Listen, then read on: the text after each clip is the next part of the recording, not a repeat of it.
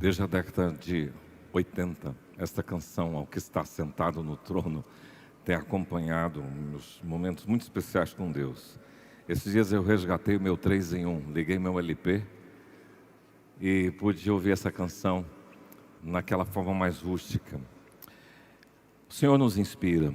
Há uma palavra que Paulo utiliza, que eu gostaria de começar com ela, que está registrada em Colossenses 1:29, quando ele diz o seguinte: por isso, trabalho e luto com tanto esforço, na dependência do seu poder que atua em mim. Aqui está o segredo da vida de um homem como Paulo. Ele conseguia enfrentar a luta, o ministério, porque ele dependia do poder de Deus que atuava nele. Essa é uma afirmação, diria, biográfica de Paulo sobre a sua performance como homem, como servo do Senhor Jesus. Nós temos tratado agora, 2 semanas atrás, sobre essa temática, a dependência do poder de Deus. Vimos sobre a dependência do poder de Deus para viver, para ter esperança, e hoje nós vamos dar uma outra tônica. Eu quero convidar você a abrir sua Bíblia lá na segunda carta que Paulo escreve à igreja de Tessalônica, capítulo 1, versículos 11 e 12. São 2 versículos apenas, e esse texto nos diz o seguinte: por isso também não cessamos de orar por vós, para que o nosso Deus vos torne dignos da sua vocação e cumpra com poder todo o propósito de bondade e obra de fé, a fim de que o nome do nosso Senhor Jesus Cristo seja glorificado em vós e vós nele, segundo a graça do nosso Deus e do Senhor Jesus Cristo. Pai, muito obrigado, porque podemos entrar no trono da graça, exaltar o teu nome, aquele que é, que era e que há de ser. És digno de receber todo o louvor e adoração. E agora, ser servido em nos falar ao coração. Abre a nossa boca para proclamar a tua palavra com a tua autoridade, e que todos os pensamentos também sejam trazidos cativos ao senhorio de Jesus, para compreender a tua palavra, em nome de Jesus. Amém. Paulo escreve 2 cartas à igreja de Tessalônica. Tessalônica hoje fica lá perto da Turquia. E Paulo esteve em Tessalônica no ano 49. Ele tinha recebido uma visão quando estava na Ásia. Um varão macedônio apareceu e disse: passa pela Macedônia e ajuda-nos. E ele assumiu esse chamado e foi para lá. Passou em Filipos, a primeira cidade da Europa, e depois ele chegou em Tessalônica. Tessalônica, esse nome é em homenagem à mulher, a irmã de um rei macedônio no final do século IV a.C. A cidade de Tessalônica era uma província romana, província da Macedônia, e tinha uma estrada muito famosa chamada Via Ignatia, onde passava uma rota militar. Paulo escreveu 2 cartas à igreja de Tessalônica, e parece-nos que ele visitou em 49 depois de Cristo, e depois ele escreveu em 50 a primeira carta, e algumas semanas depois, os estudiosos dizem que ele escreveu essa segunda carta. Interessante que a temática das 2 cartas é uma só, é sobre a volta de Jesus.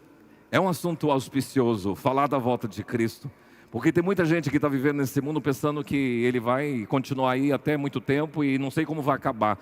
Mas se você for alguém que quer pautar a sua vida em torno das Escrituras Sagradas, você vai entender que um dia Jesus Cristo há de vir sobre as nuvens e ele arrebatará a sua igreja, e depois há toda uma consumação que a história diz, a instalação do reino, e depois tem o grande julgamento, onde todos haverão de comparecer diante de Jesus, os mortos serão ressuscitados, e muita coisa vai acontecer. Essa é a forma como os cristãos acreditam, e Paulo estava ensinando a igreja. Só que quando a igreja de Tessalônica ouviu isso, eles pensaram assim: bom, se Jesus vai voltar, então a gente tem que já vender as coisas e ficar aguardando Jesus. E falou: não, não é assim. E Paulo então traz uma orientação à igreja sobre como eles deveriam aguardar a volta de Cristo. Hoje nós vamos trabalhar a temática, a dependência do poder de Deus para uma vida com propósito. Porque eu me coloquei na posição de um cidadão da igreja de Tessalônica. Paulo, ele faz um elogio na sua carta de que aquela igreja tinha uma fé fervente, crescente. Aquela igreja também tinha um amor mútuo, uma relação muito boa. E fala que eles estavam progredindo mais e mais na fé. Porém, havia muita tribulação, muita perseguição. Isso esmorecia algumas pessoas. Então, Paulo, ele diz, por isso que eu não cesso de orar por vocês, para que vocês tenham todo o poder de Deus para cumprir com o propósito o que Deus tem para a sua vida. Então nós vamos trabalhar essa temática de uma vida com propósito. O que Paulo dá de ingrediente para você viver numa vida que depende de Deus para estabelecer, para concretizar, para concluir o seu propósito. E é uma palavra positiva, e eu não consigo olhar nas Escrituras e olhar para Moisés, por exemplo, e ver um cara sem propósito. Não dá para olhar para Noé e falar, ele é um cara sem propósito. Abraão. E você pode olhar para todos os personagens bíblicos. Davi tinha uma vida com propósito, uma vida que tinha vontade de viver.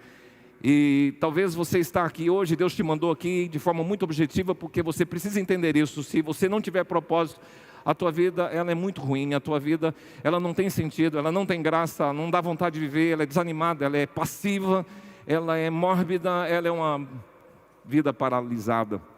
E Deus quer mostrar para você que é possível viver uma vida com propósito. Em primeiro lugar, a dependência do poder de Deus para uma vida com propósito passa pelo viés da oração.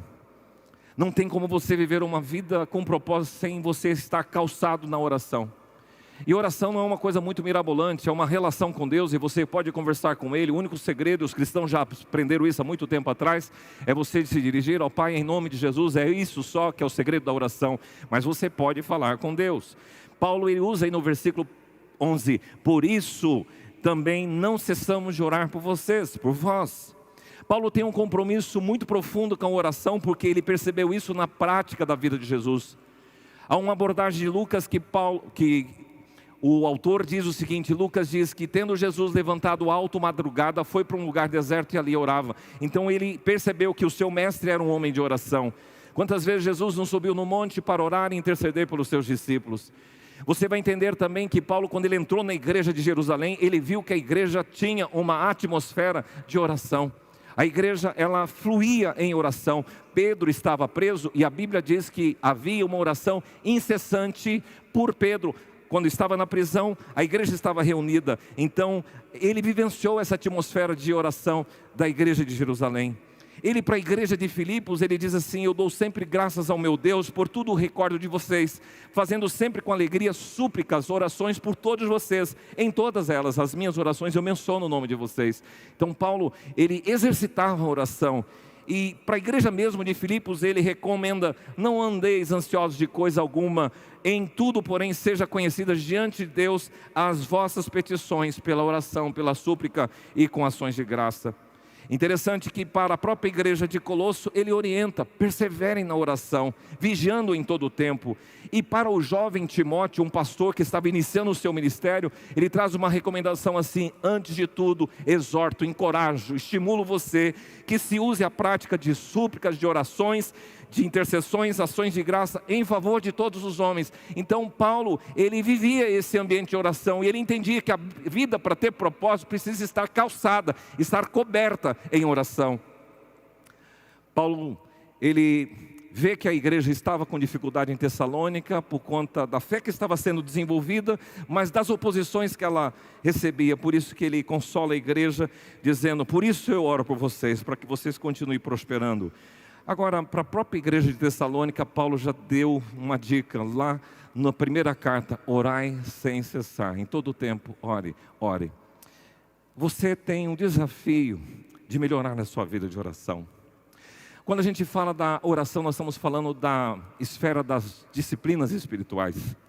Oração, talvez para algumas pessoas, não é algo fácil, porque entra na disciplina, como academia, como a questão da alimentação, tudo passa pela disciplina. Então a oração também está na mesma escala da disciplina espiritual, das disciplinas que você precisa para exercitar.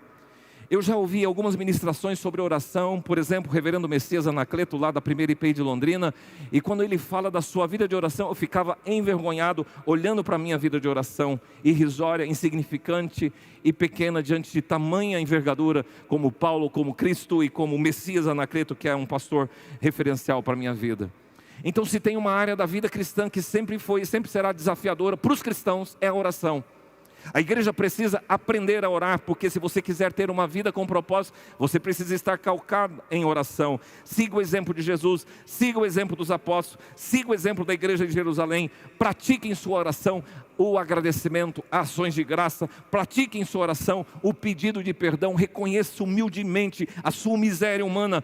Pratique em sua oração o tempo de louvor, de adorar. Pratique em sua oração as súplicas, que aí é interceder.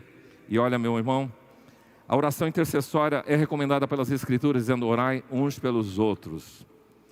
Ore pela sua igreja, ore pelos seus pastores, ore pelos seus líderes, ore pela sua família, ore pelo seu cônjuge, ore pelo seu filho, pelos pais, pelos parentes.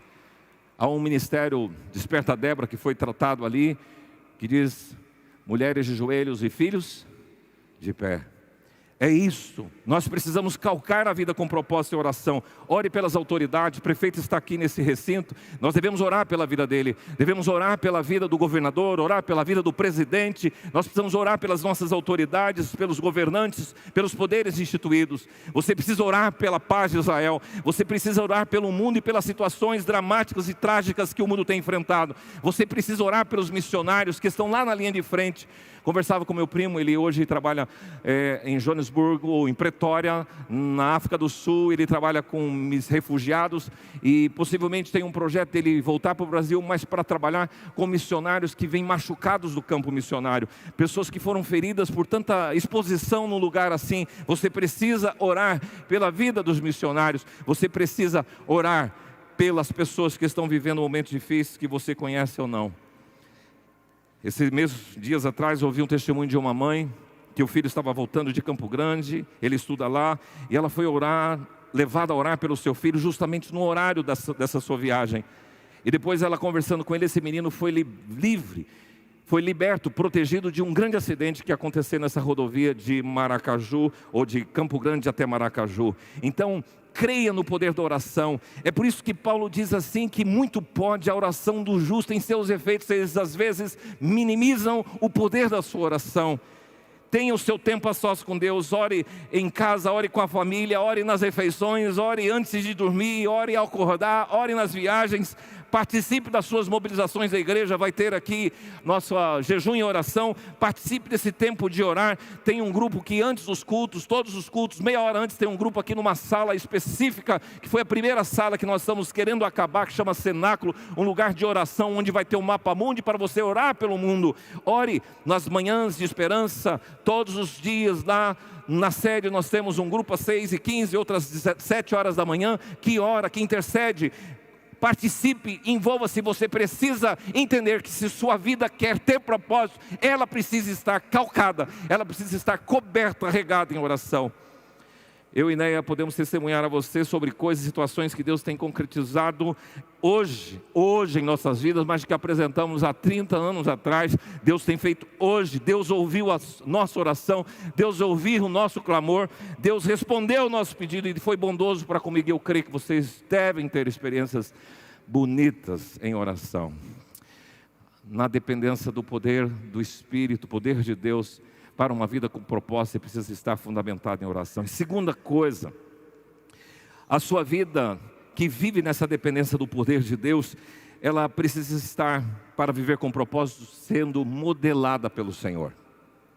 E aqui eu queria que você olhasse para o versículo 11, diz assim: para que o nosso Deus vos torne dignos. No versículo aí está mencionando que Deus vai fazer alguma coisa em você, Ele que vai tratar, Ele que vai laborar em sua vida. E aqui duas coisas eu queria destacar. Primeiro, um Deus que se relaciona, porque Ele diz assim, nosso Deus. Ele não fala o meu Deus, fala o nosso Deus. Fala da nossa relação com Deus, que a fé cristã, ela é uma fé relacional, ela não é uma fé exclusiva, ela abrange e inclui todas as pessoas que colocam a sua vida diante do Senhor, crendo em Cristo Jesus. Qual a oração de Jesus? Pai nosso que estás nos céus. Ele chama nosso, E aqui ele diz de uma grande família que foi alcançada pela graça do Senhor Jesus Cristo. E por ser algo particular e pessoal, nos dá uma ideia de intimidade, de um relacionamento mais profundo. Talvez aquilo que Jó, ele pôde declarar depois de ter sofrido e está vivendo um momento de angústia. Ele diz assim em Jó 29:1: ah, quem me dera ser como foi nos meses passados, como nos dias que Deus me guardava, quando fazia resplandecer a sua lâmpada sobre a minha cabeça, quando eu, guiado por sua luz, caminhava nas trevas, como fui nos dias do meu vigor, quando, olha essa expressão que Jó utiliza, quando a amizade de Deus estava na minha tenda. A vida calcada pela relação com Deus, ela traz propósito porque você tem direção. Ele é seu mestre, Ele é seu guia, Ele é seu Senhor. Ele te abraça, Ele é seu paizão, Ele te acolhe. Depois da pandemia, a comunidade evangélica, inclusive, a gente percebe que houve um grupo que não voltou mais. Tem gente que afastou, não sei o que aconteceu com essas pessoas, perderam essa relação mais próxima com Deus. Olha, eu tenho minha relação com Deus, mas não tenho mais relação com a comunidade de fé.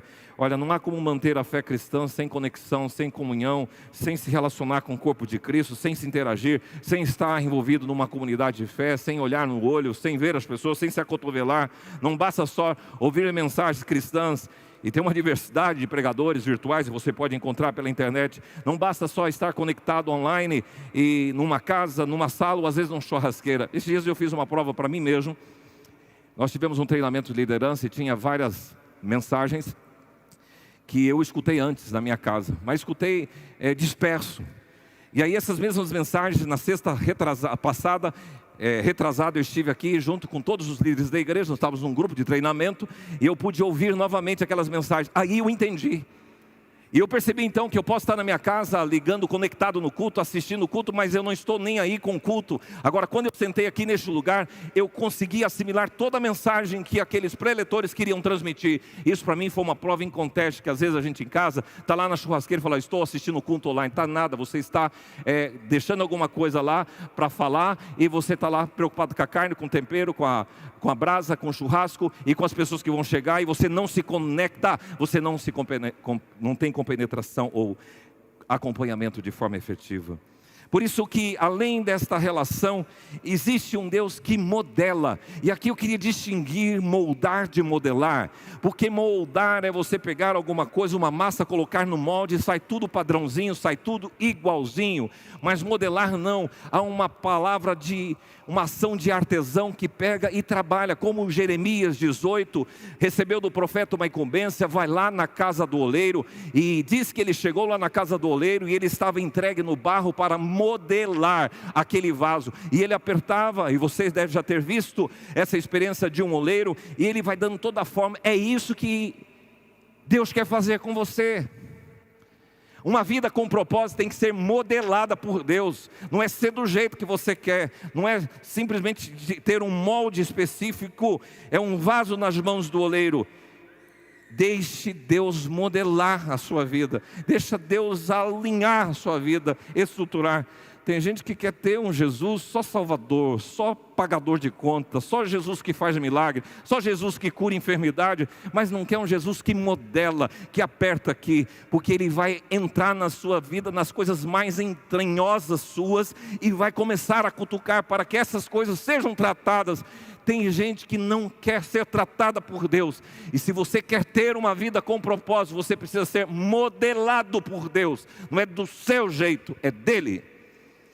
Terceiro lugar, a dependência do poder de Deus para uma vida com propósito, além de ser calcada na oração, além de ser também tratada na modelação de Deus, ela precisa ser norteada pela vocação.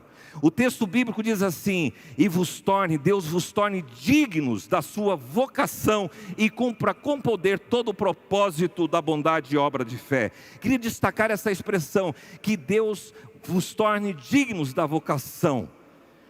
Usei a palavra norteada porque é uma ideia de bússola, nortear. E se você é bom de rumo, onde é que está o norte, onde é que está o sul aqui? O sol nasce lá, leste, oeste, norte e sul.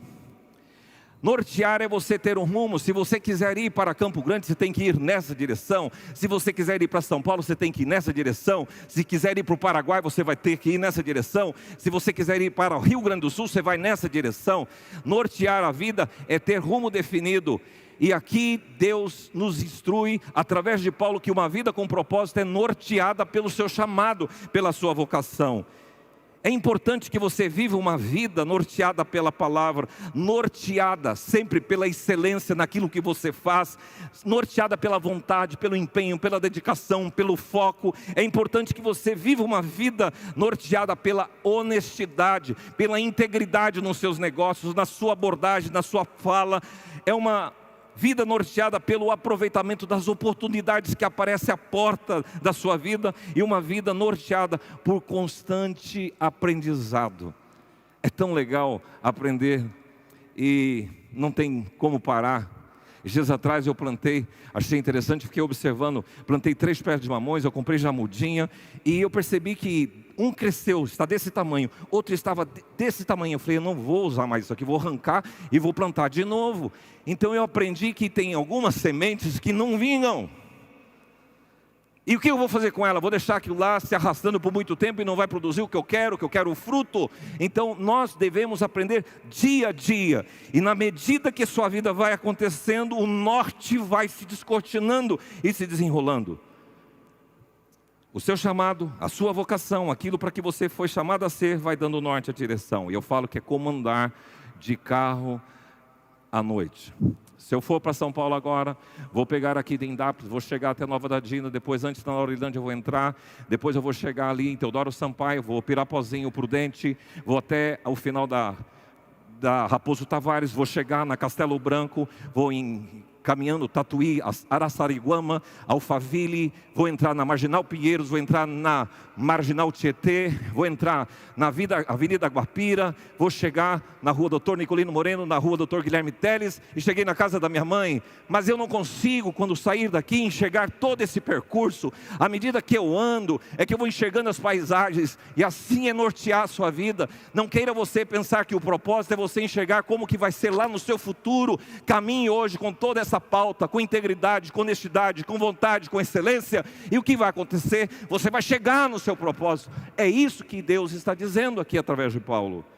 Há 40 anos atrás jamais tinha noção do que Deus faria nas nossas vidas, mas uma coisa eu decidi desde menino, desde 11 anos, Mateus 6,33, busque em primeiro lugar o reino de Deus, e as outras coisas Deus vai acrescentar. O propósito dele vai acontecer na sua vida.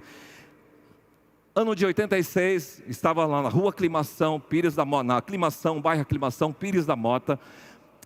Participava do meu seminário, preparando para a teologia, para o ministério pastoral. Não preparava para o ministério pastoral, só estava fazendo teologia. Professor Jair Pintor, ele trabalhou com vocação, e um dia ele ministrou uma aula que jamais esqueci. Ele começou a usar 4 palavras gregas que têm a ver com vocação e com chamado. São elas, me ajuda a repetir essas palavras que são difíceis. Diz assim: klesis, eklegomai, ekletos, ruperites. E ele começou a destrinchar cada uma dessas palavras. Por exemplo, a palavra klesis é o chamado de Deus, é o convite de Jesus para a sua salvação.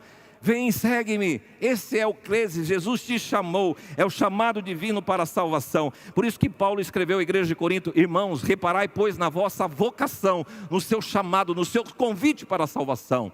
Já a palavra eklegomai significa escolhido. Ek quer dizer chamado para fora, e legomai ou lego significa declarar e chamar pelo nome. Então, de forma muito personal, de forma muito particular, Deus chamou você para dentro dele, de fora, fora do mundo, mas para dentro dele. Isso se chama escolhido. Você é um escolhido, você é um eklegomai. Mas ele continuou, aí ele chama ekletos. Ekletos significa o eleito, o predestinado. É a palavra que Pedro utiliza na sua carta, dizendo eleitos segundo a presciência de Deus Pai. Então nós somos eleitos em Cristo Jesus. Mas ele chegou na última palavra, ruperites, e essa me chamou muita atenção, Porque quando você vai lá na língua grega entender o que é ruperites, você vai perceber que é um remador de baixa categoria, é um criado, aquele que serve com as mãos, alguém que ministra ou presta serviço. Nos navios antigos, eles remavam lá no porão do navio, e esse ruperites era o cara que estava no nível mais baixo. E sabe quem são essas pessoas? É o que Paulo descreve lá na carta aos Coríntios 4:1. Assim, pois, importa que os homens nos considerem como ruperites, como ministros, como gente de baixa categoria, mas que coloca suas vidas para o serviço do Senhor. Esse é o seu chamado em Cristo Jesus. Se você tiver a compreensão do klesis, do ekletos, do ekilegomai, do ruperites para a sua vida, você vai entender, a sua vida vai fazer sentido, porque você tem chamado. Eu fui salvo por Jesus Cristo, eu fui escolhido, eu fui eleito, eu fui chamado para servir na baixa categoria. Eu sou um ministro do Senhor Jesus Cristo. Por isso, pastores, tem muitos pastores que pensam que ser pastor, ser reverendo é uma coisa de título. Não é, é remador de baixa categoria, é gente que se coloca nos porões do navio e não mede serviços e não escolhe serviços. A dependência do poder de Deus para uma vida com propósitos é norteada por essa vocação. Quarto lugar, a dependência do poder de Deus para uma vida com propósito, ela é dinamizada pelo poder. Olha o que o texto bíblico diz: vos tornes dignos da sua vocação, repita comigo, e cumpra com poder. De novo, e cumpra com poder. Então Paulo está dizendo assim: olha, nós dependemos do poder de Deus e você tem um propósito para realizar e você tem que cumprir esse propósito com poder. E gosto dessa palavra porque quando a gente lê Atos dos Apóstolos diz 1:8, recebereis poder, é a mesma palavra utilizada aqui, e a palavra grega é dunamis, que vem dinamite, que vem dínamo, que vem dinamismo. E essa é a mesma palavra que Paulo está usando. Se você quiser ter uma vida com propósito, ela tem que ser dinâmica. E eu fiquei pensando no antônimo de dinamismo: inércia, passividade, adormecimento, desleixo, frouxeza, inanição, inatividade, negligência, indolência, preguiça, ócio, imobilidade, acomodação, falta de iniciativa, desânimo, cansaço, apatia. Isso é uma vida sem dinamismo. Não é esse tipo de vida que o Senhor projetou para a vida dos seus filhos. Por isso que o próprio Senhor Jesus: eu vim para que vocês tenham vida abundante, uma vida potente. A proposta dele é uma vida vigorosa, dinâmica, não apática, não mórbida. O poder vem do alto e ele te dá esse poder para você viver. Dunamis é energia, é movimento, é capacidade empreendedora, é ação, é entusiasmo, é potência, é vigor, é vitalidade, é realização e é força. Que tema gostoso de ser tratado. O desejo do meu coração é que você cumpra todo o propósito que Deus tem para a sua vida, mas cumpra com poder. Que Deus cumpra com poder o propósito para o seu coração. Que você seja cheio de energia, de potência de Deus, de vitalidade, de alegria e de dinamismo. E que o poder de Deus seja sobre a sua vida de tal forma que você seja uma pessoa altamente motivada, encorajada, despertada e impulsionada. A igreja de Pentecostes, ela é bem diferente da antes de Pentecostes. A igreja antes, depois que Jesus ressuscitou, ele falou: fiquem em Jerusalém. Os carinhas ficaram lá, tristes, acabrunhados. Se fizeram isso com Jesus, nós estamos lascados. E eles ficaram lá aguardando, até que de repente, um vento impetuoso encheu sobre toda a casa e eles receberam o poder. E aqueles caras nunca mais foram os mesmos. Aí eles, energizados, potentes, dinamizados, com o dínamo de Deus, eles saíram. E você hoje está aqui por causa daquele poder que atuou no dia de Pentecostes e que tem impulsionado homens e mulheres no mundo. Deus quer destravar isso em sua vida, uma vida com propósito. Deus quer destravar sonhos. Eu não estou dizendo só de vida espiritual. Tem gente que por falta de poder, por falta de energia e de potência, não realiza, não acontece, não estuda, não cresce, não deixa que os sonhos aconteçam. Então Deus quer destravar em sua vida projetos, sonhos, conquistas, realizações, empreendimentos. Deixa Deus fazer isso. Isso é propósito de Deus cumprir com poder. Não se acomode, não paralise, não retroceda. Viva uma vida abundante, exuberante, motivada, centrada. Acorde assim, sangue nos olhos. Eu vou partir para cima porque eu oro para que Deus realize os seus propósitos e você cumpra com poder os propósitos dele. Quinto lugar, penúltima coisa. A dependência do poder de Deus para uma vida com propósito é adornada com virtudes. E aqui Paulo destaca no texto todo o propósito de bondade e obra de fé. Diga comigo, bondade, fé. São duas virtudes apenas que ele menciona.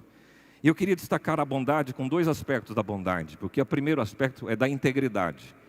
A bondade aqui tem a ver com retidão.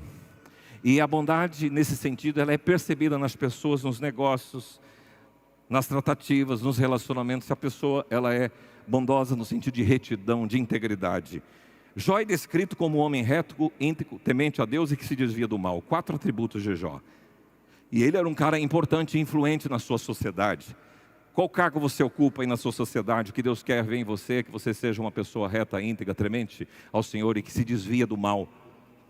Pois bem, mas o outro significado de bondade é gentileza. E a pessoa que é gentil, ela é inclinada a fazer o bem, é a benevolência dentro do coração, a generosidade, e é um dos frutos do fruto do Espírito Santo, bondade. No relacionamento com as pessoas nós precisamos de bondade.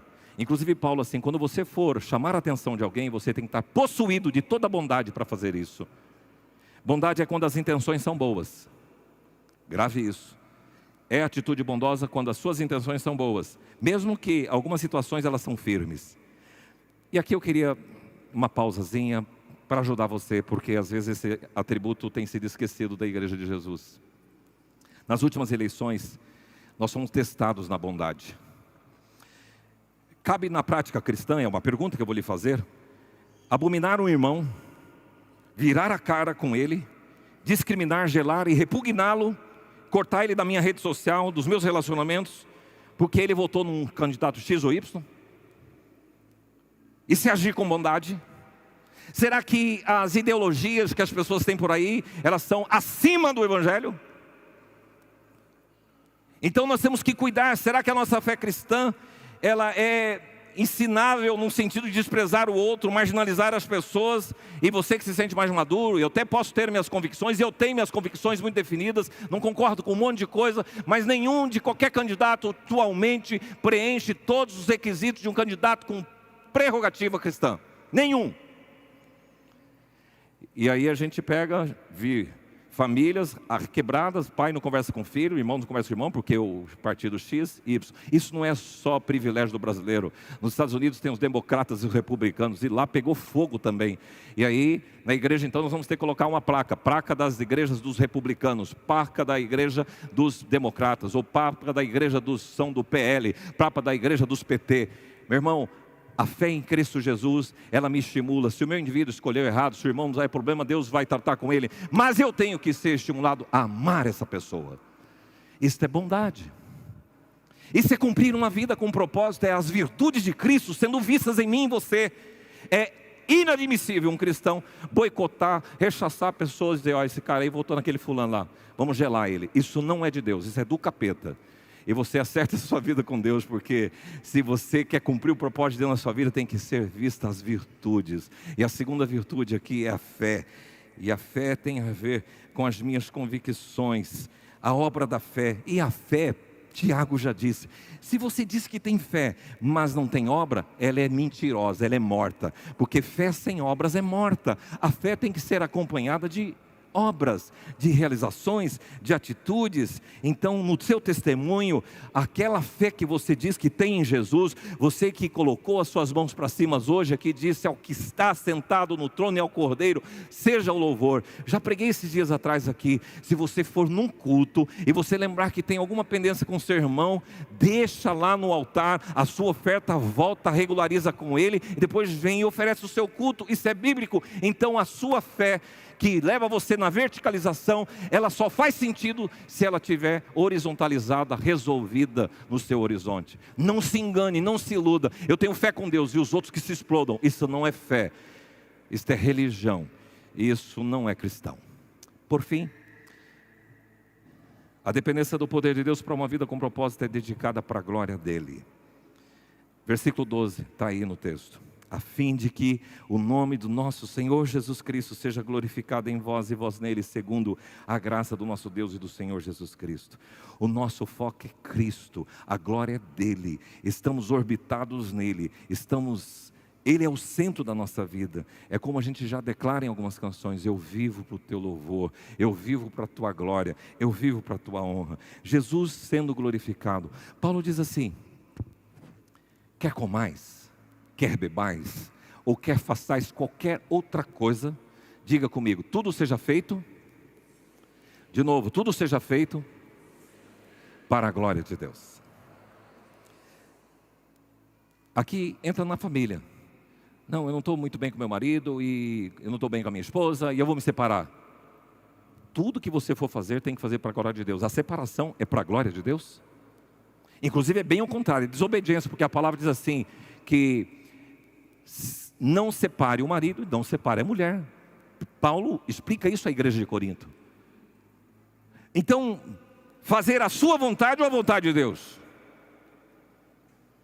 Deus não está preocupado em que você faça e seja feliz, porque tem muita gente importante a ser feliz. Vai ser feliz no inferno, porque é assim que vai acontecer. O importante não é ser feliz, o importante é ser obediente. A obediência te leva para o céu, a obediência te leva a Deus, e a obediência traz na sua vida a bênção.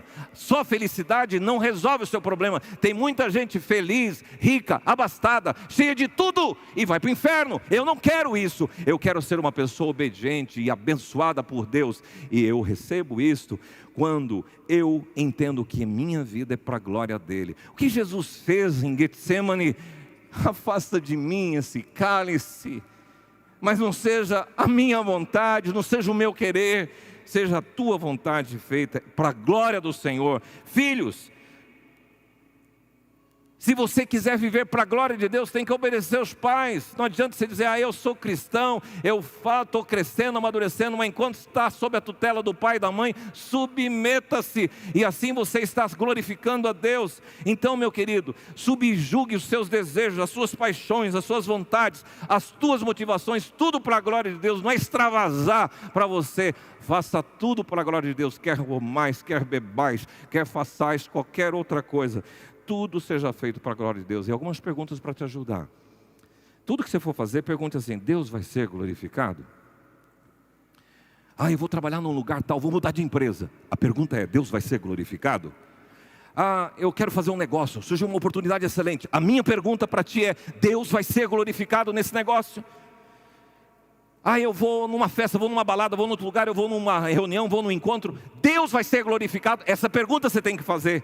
Vou vestir essa roupa agora. Você vai lá no seu armário, tira aquela roupa. A pergunta que você tem que fazer: Deus vai ser glorificado com essa roupa? Ou eu vou chamar a atenção de homens ou de mulheres?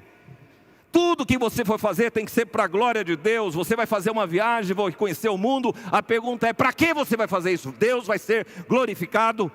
Vou comprar qualquer coisa, Deus vai ser glorificado. Vou reformar meu imóvel, que é que Deus vai ser glorificado no seu imóvel, na sua aquisição? Porque tem gente que pensa em todas as coisas Deus. Eu já vi pessoas falando: eu quero fazer uma sala bonita, porque aqui neste lugar eu quero receber uma célula na minha casa, quero fazer esse lugar um lugar de curso. Deus tem que ser glorificado. Então, meu irmão, a sua casa bonita, o seu carro ótimo, chique, do primeiro mundo, se não for para a glória de Deus, é palha. Tudo tem que ser para a glória de Deus. Vai fazer uma festa de aniversário, festa de casamento, Deus vai ser glorificado? Se não, está errado. Isso é viver com propósito. Entendem? A dependência do poder de Deus para uma vida com propósito. É isso que Paulo me instrui e eu encerro aqui. Vamos ficar em pé. A dependência do poder de Deus para uma vida com propósito, que é coberta, regada em oração.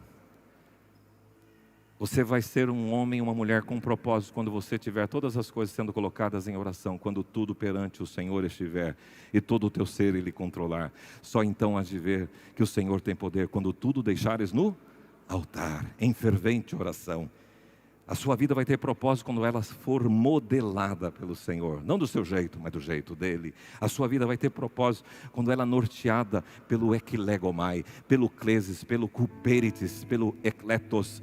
Você foi chamado como escolhido, você é um eleito, você não é um qualquer um, você não é uma porcaria, você é eleito, você é filho de Deus, você é chamado para ministrar, e mesmo que seja lá no porão do navio, você é um ruperites. Essa palavra me atendeu muito ao meu coração, e um dos meus chamados eu devo a isso. Eu não fui chamado para ter título, eu fui chamado para servir. O ruperites é isso, é para remar o barco, é para pegar no pesado, não é para ficar no pedestal. É isso que você é chamado, dinamizado pelo poder. Cumpra com poder. Para com essa vidinha aí, merreca. Para de viver desse jeito, cara. Acorda amanhã, puxa, eu vou para o trabalho e eu tenho que sustentar minha família. Obrigado, porque eu tenho que comer em casa hoje. Levantei, vou para a academia, vou fazer exercício, vou suar. Cara, acorda. Vida com poder, potencializada, energizada pelo poder de Deus, que habita onde? Onde que o Espírito Santo habita? No seu povo, na minha vida, na sua vida, no meio do teu povo, Senhor.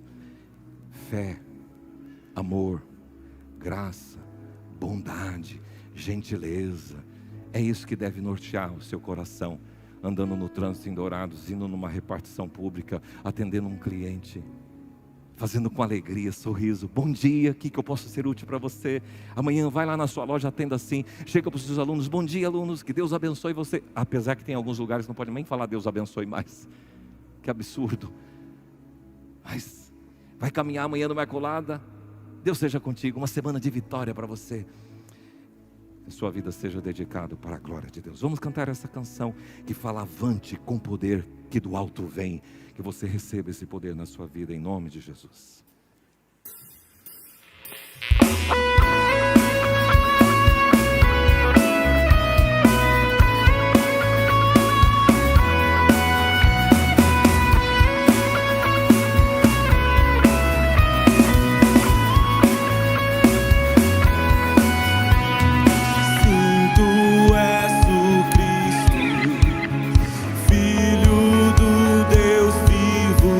Juntos, vamos lá. Rocha que não se moverá, somos tua noiva, igreja do Senhor, somos tua igreja, preparada pra guerrear. Em diante, vamos sempre à frente, sem retroceder, preparada pra guerrear. Erguemos nossa voz, Maranata, Rei dos Reis, Senhor Jesus. Marchamos com a fé e na do poder que do alto vem.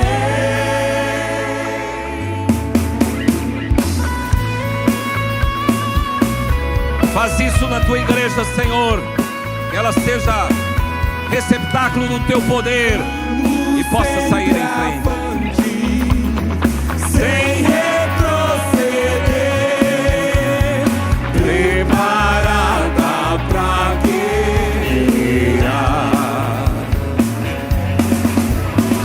erguemos nossa voz, Maranata, Rei dos Reis, Senhor Jesus. Marchamos com a fé inabalável do poder que do alto vem. Erguemos nossa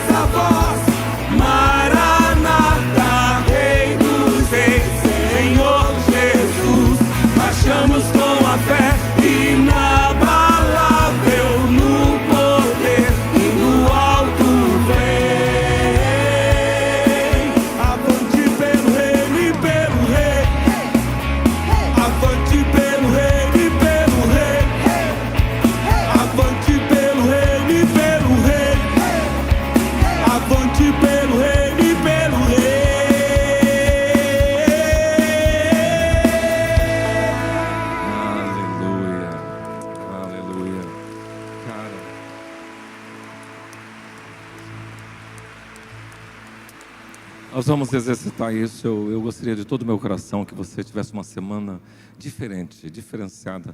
Acende um pouquinho a luz, eu quero ver você, o seu rostinho, que você possa experimentar o poder de Deus. Vamos orar pela nossa autoridade.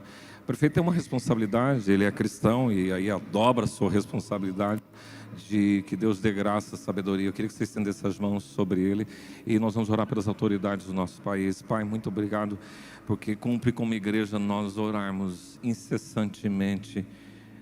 Fomos alertados com isso e nós queremos ter uma vida com propósito. O Senhor colocou o Alan Guedes aqui na prefeitura, o Senhor tem um propósito, que ele esteja receptáculo para executar esse propósito e ele haverá de prestar conta de tudo que ele for fazer, juntamente com ele a sua esposa, seus filhos.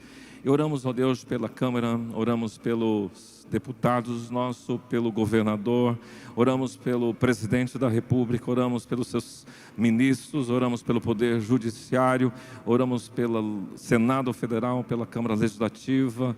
Nós pedimos que o Senhor tenha misericórdia da nossa nação e a gente tenha tempo de refrigério. Olha para o teu povo, olha para a tua igreja, olha para esse homem, para essa mulher que entrou aqui hoje desanimada, acabrunhado, sem vontade. Deus, destrava projetos na vida desse homem, desta mulher, coisas bonitas, coisas lindas que vão acontecer na família, nos negócios, na vida profissional. Destrava no ministério, Pai, que pessoas sejam chamadas para o serviço do Senhor Jesus, mas com poder, com potência, com dinamismo e entusiasmo. E nós oramos assim, em nome do Senhor Jesus, e todo o teu povo diz: amém, amém. Você pode sentar, Deus abençoe.